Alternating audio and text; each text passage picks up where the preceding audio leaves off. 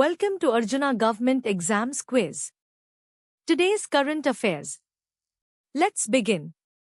அர்ஜுனா அரசு தேர்வு வினாடி வினாவிற்கு வரவேற்கிறோம். இன்றைய நடப்பு நிகழ்வுகள். தொடங்குவோம். Question 1. Which border town are Syrian Kurds heading back to after years of displacement, following a January agreement? ஜனவரி ஒப்பந்தத்தை தொடர்ந்து சிரிய குர்துகள் பல வருட இடப்பெயர்வுக்கு பிறகு எந்த எல்லை நகரத்திற்கு திரும்பிச் செல்கிறார்கள்?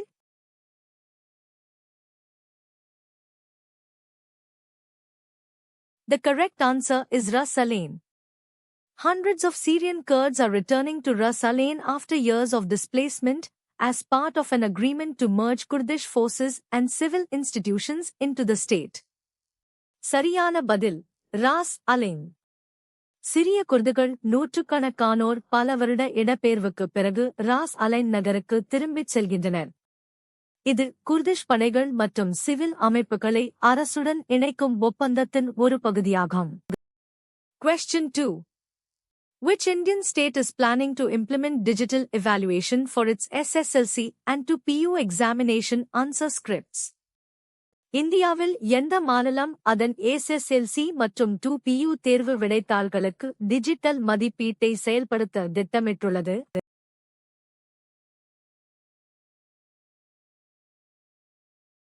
The correct answer is Karnataka. The Karnataka School Examination and Assessment Board is planning to implement digital evaluation for SSLC and 2PU answer scripts, following the CBSE's footsteps. சரியான பதில் கர்நாடகா. கர்நாடகா பள்ளித் தேர்வு மற்றும் மதிப்பீட்டு வாரியம் CBSE-ஐ பின்பற்றி SSLC மற்றும் 2PU விடைத்தாள்களுக்கு டிஜிட்டல் மதிப்பீட்டை செயல்படுத்த திட்டமிட்டுள்ளது. Question 3. In which state is the Pirmadam Church ownership dispute between Jacobite and Orthodox factions being resolved through talks? ஜேக்கபேட் மற்றும் ஆர்த்தடாக்ஸ் பிரிவுகளுக்கு இடையிலான பிரமாணம் தேவாலய உரிமை தகராறு எந்த மாநிலத்தில் பேச்சுவார்த்தைகள் மூலம் தீர்க்கப்படுகிறது?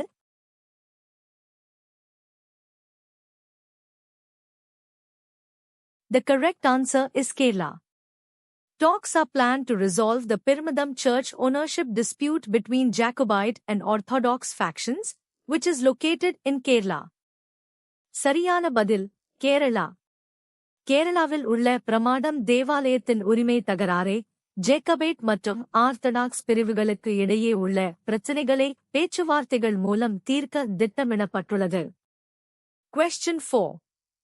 In which state has premarital counseling recently been launched at 178 Santwana Kendras? சமீபத்தில் 178 சாந்த்வானா கேந்திராக்களில் திருமணத்திற்கு முந்தைய ஆலோசனை எந்த மாநிலத்தில் தொடங்கப்பட்டுள்ளது?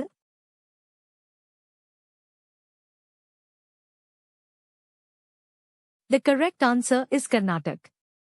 Premarital counseling has been launched at 178 Santwana Kendras across Karnataka. சரியான பதில் Karnataka.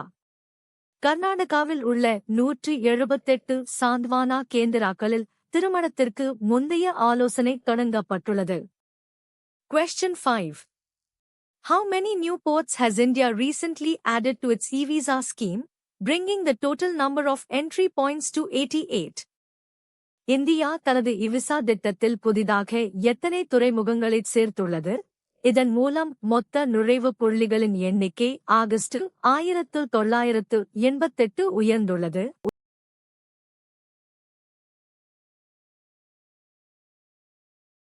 The correct answer is 11. India has added 11 new ports to its e-visa scheme, increasing the total entry points to 88. சரியான பதில் 11. இந்தியா தனது இவிசா திட்டத்தில் 11 புதிய துறைமுகங்களைச் சேர்த்துள்ளது. இதன் மூலம் மொத்த நுழைவுப் புள்ளிகள் ஆகஸ்ட் 1988 உயர்ந்துள்ளது. Question 6. Who has been recently appointed as the Secretary of Iran's top security body? ஈரானின் உயர்மட்ட பாதுகாப்பு அமைப்பின் செயலாளராக சமீபத்தில் யார் நியமிக்கப்பட்டுள்ளார்?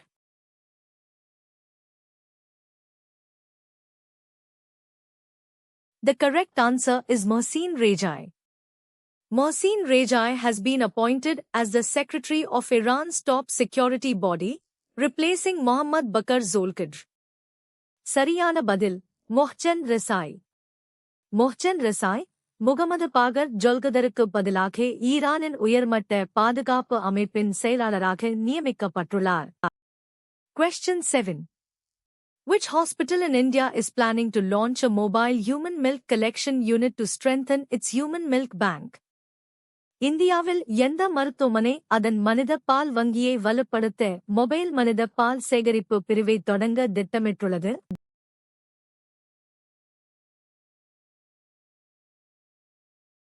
The correct answer is Ernakulam General Hospital. Ernakulam General Hospital plans to launch a mobile human milk collection unit to collect breast milk from donor lactating mothers outside the hospital. Sariyana Badil, Ernakulam Podu Maruthamane. Ernakulam Podu Maruthamane, மருத்துவமனைக்கு வெளியே உள்ள தாய்ப்பால் தானம் செய்யும் தாய்மார்களிடமிருந்து பாலை சேகரிக்க mobile மனித பால் சேகரிப்பு பிரிவை தொடங்க திட்டமிட்டுள்ளது. Question 8. Which Indian state plans to deploy civil police officers to assist its consumer dispute redressal commissions? இந்தியாவில் எந்த மாநிலம் தனது நுகர்வோர் குறைதீர்க்கும் ஆணையங்களுக்கு உதவ சிவில் போலீஸ் அதிகாரிகளை நியமிக்க திட்டமிட்டுள்ளது?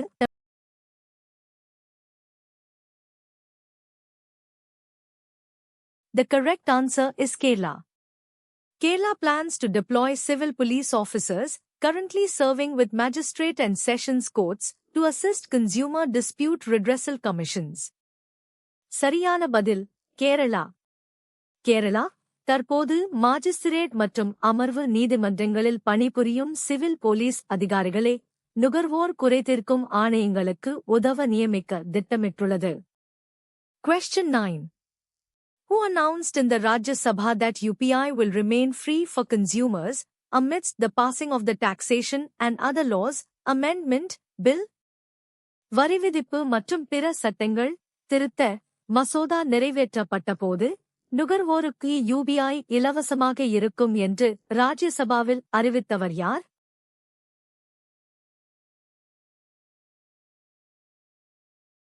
The correct answer is Nirmala Sitharaman. Finance Minister Nirmala Sitharaman informed the Rajya Sabha that UPI will remain free for consumers. Sariyana Badil, Nirmala Sitharaman. நிதி அமைச்சர் நிர்மலா சீதாராமன் நுகர்வோருக்கு UPI இலவசமாக இருக்கும் என்று ராஜ்யசபாவில் தெரிவித்தார். Question 10. Which national song is set to be sung from the Red Fort for the first time during a ceremony, which will also see greater representation for Gen Z?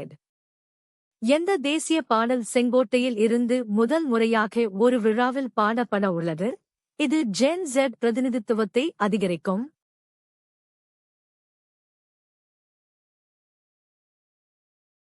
The correct answer is Vande Mataram. Vande Mataram is set to be sung from the Red Fort for the first time, with young students and Gen Z members getting greater representation at the ceremony. Sariyana Badil, Vande Mataram. Vande Mataram பாடல் செங்கோட்டையில் இருந்து முதல் முறையாக பாடப்பட உள்ளது. இளம் மாணவர்கள் மற்றும் Gen Z உறுப்பினர்களுக்கு இந்த விழாவில் அதிக பிரதிநிதித்துவம் வழங்கப்படும். Question 11. Which infamous region in Telangana, once known as a Maoist stronghold, is now being envisioned for tourism after 50 years of peace? தெலுங்கானாவில் உள்ள எந்த பகுதி ஒரு காலத்தில் மாவோயிஸ்ட் கோட்டையாக அறியப்பட்டு 50 ஆண்டுகள் அமைதிக்குப் பிறகு தற்போது சுற்றுலாத்தலமாக உருவாக்க திட்டமிடப்பட்டுள்ளது?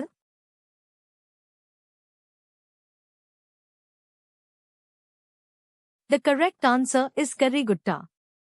Karigutta in Telangana, once an infamous Maoist stronghold, is now being envisioned for tourism after 50 years of peace. Sariyana Badil, Karigutta. தெலுங்கானாவில் உள்ள கரிகுட்டா ஒரு காலத்தில் மாவோயிஸ்ட் கோட்டையாக அறியப்பட்டது 50 ஆண்டுகள் அமைதிக்குப் பிறகு தற்போது சுற்றுலாத்தலமாக உருவாக்க திட்டமிடப்பட்டுள்ளது. Question 12. Which constitutional office holder from Tamil Nadu recently faced questions for participating in a pro-life rally raising concerns about women's reproductive autonomy. பெண்களின் இனப்பெருக்க சுயாட்சி குறித்து கவலைகளை எழுப்பிய கருக்கலைப்பு எதிர்ப்பு பேரணியில் பங்கேற்றதற்காக தமிழ்நாட்டின் எந்த அரசியலமைப்பு பதவி வகிப்பவர் சமீபத்தில் கேள்விக்குள்ளாக்கப்பட்டார்?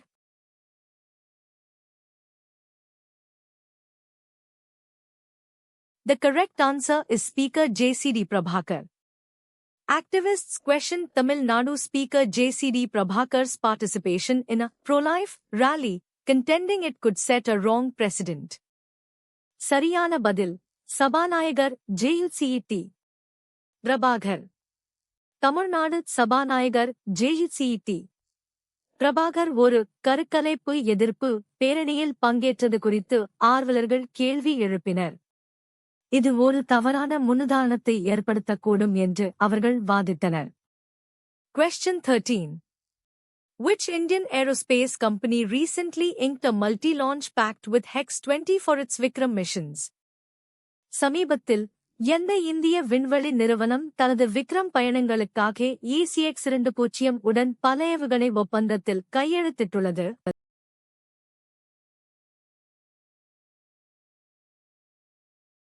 The correct answer is Skyroot Aerospace. Skyroot Aerospace has inked a multi-launch pact with Hex-20 for its Vikram missions, marking a significant step in private space ventures. Sariyana Badil, Skyroot Aerospace. Skyroot Aerospace தனது Vikram பயணங்களுக்காக ECX-20 உடன் பல ஏவுகணை ஒப்பந்தத்தில் கையெழுத்திட்டுள்ளது. இது தனியார் விண்வெளி முயற்சிகளில் ஒரு குறிப்பிடத்தக்க படியாகும். Question 14. For the implementation of the Tamil Nadu Assured Pension Scheme, the state is awaiting the centre's sanction for a borrowing of what amount? Tamil Nadu உறுதி செய்யப்பட்ட ஓய்வூதிய திட்டத்தை செயல்படுத்துவதற்காக மத்திய அரசிடமிருந்து எவ்வளவு கடன் தொகைக்கு மாநிலம் ஒப்புதல் பெற காத்திருக்கிறது?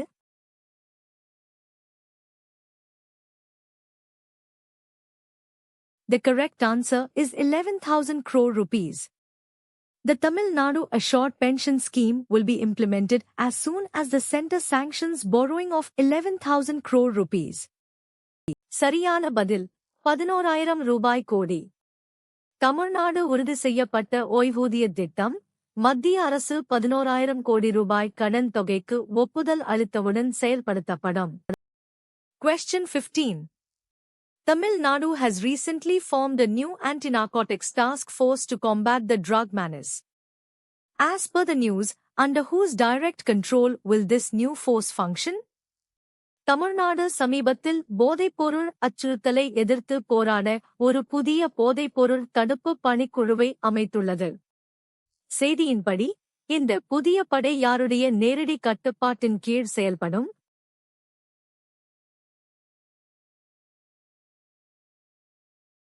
The correct answer is Chief Minister C. Joseph Vijay.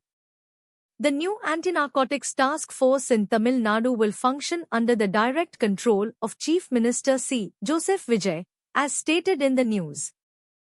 Sariyana Badil, முதலமைச்சர் C. Joseph Vijay.